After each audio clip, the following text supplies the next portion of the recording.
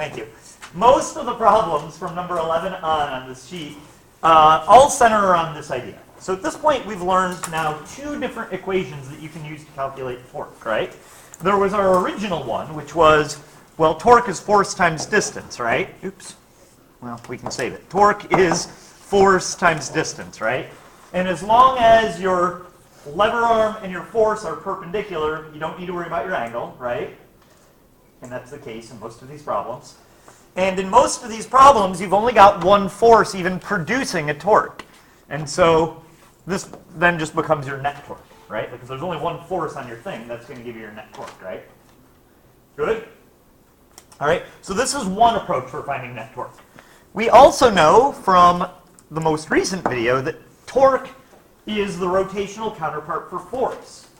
So in the same way that force is mass, or inertia, times acceleration, torque is also inertia times acceleration. Right? I mean, did I make that clear in the video that this is the same as F equals ma? It's just the angular counterpart? Okay?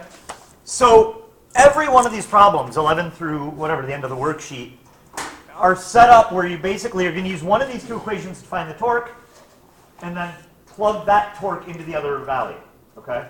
So all of the problems basically give you three of these four values, and you are solving for the missing one in some fashion. Okay? So with that in mind, let's go through number 11. Start by drawing it. Number 11, a solid sphere. Ooh, why did I tell you solid sphere? Because the eye is different. Because that tells me what my eye is. Now be careful. On your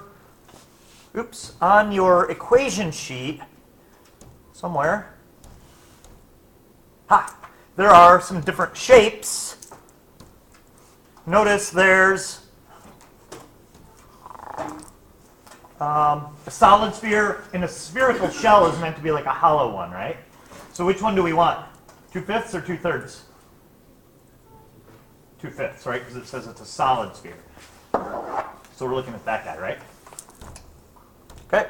So that means that I is 2/5 mr squared. Okay.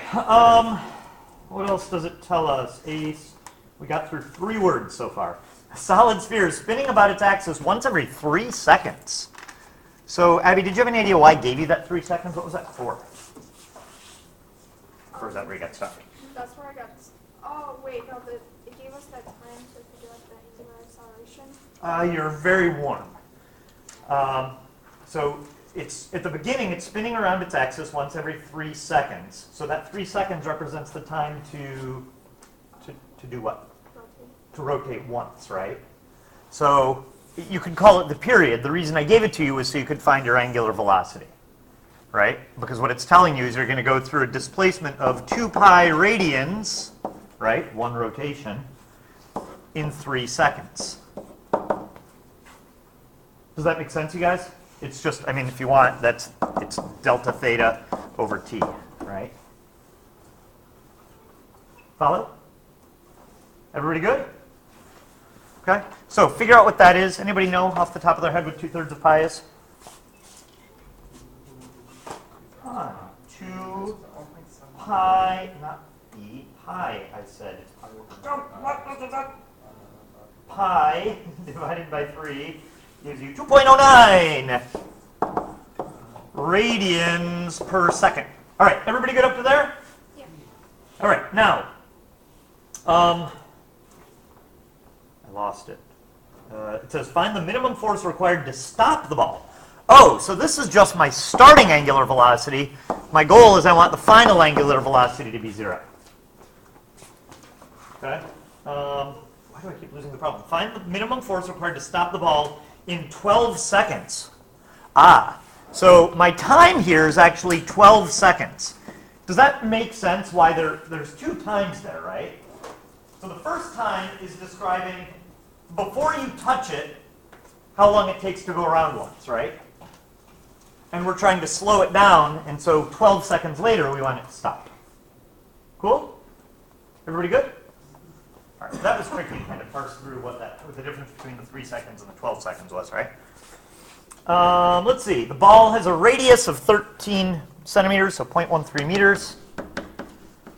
And a mass of 3.2 kilograms. Who wrote this problem? These are terrible numbers. All right, cool? All right, so FD equals I alpha. Oh, and we're trying to find the force, right?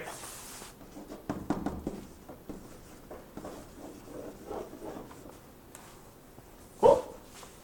So, if I want to find my force, I need to know my torque. So I'm probably going to use this to find the torque. So I need to find my I and my alpha, right? Okay, so let's do that. I, well, we can find I just by plugging our numbers in, right? I is going to be 2/5 times the mass times the radius. Don't forget to square it. And that gives you a big number or a small number or some sort of number. 0.4 times 3.2 times 0.13. Don't forget to square it. It gives you 0.0216 kilogram meters squared. So there's my I. Everybody good? Abby, you good up to there? Yeah. Everybody good? Cool. What else do I need to find, you guys? Angular acceleration. And I think we can do that just by using the definition, right? Alpha is change in velocity over time, right? So just plug in your numbers. 2.09 radians per second divided by 12. So this divided by 12 seconds. So you get an alpha of, technically it's negative radians per second squared. The negative is sort of arbitrary, though, because we don't know which way it's spinning, right? Whether it's clockwise or counterclockwise. So that could still be either positive or negative. All right, so are there questions on what I've done so far? Okay, so I've got my I, I've got my alpha. I'm still looking for F. Thoughts about where I should go from here? Sure. So when you use when you use torque equals I times alpha, and then you use torque and plug it into torque equals distance times force. I think that makes some sense. Let's try it. Let's see. So you are telling me that the net torque is I times alpha. So this times that, right? So times that. So your net torque ends up being 0.003775. Wow, are these numbers really that small? Yuck. All right, is everybody good up to there? All right, so now we're trying to find the force, right? So what Abby's saying is we can do net torque is force times lever arm. So I know my net torque is this stupid decimal that I just wrote here.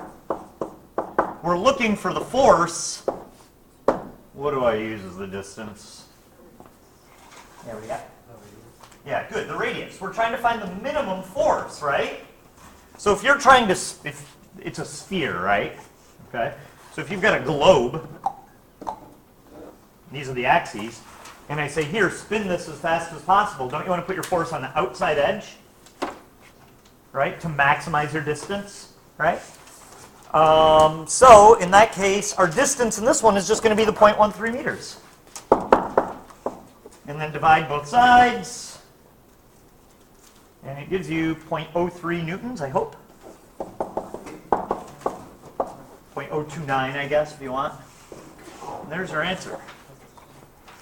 Is that the answer on the sheet? Yes. Okay, cool. All right, are we good, you guys, with that one? Any problems with it? Going once? Twice?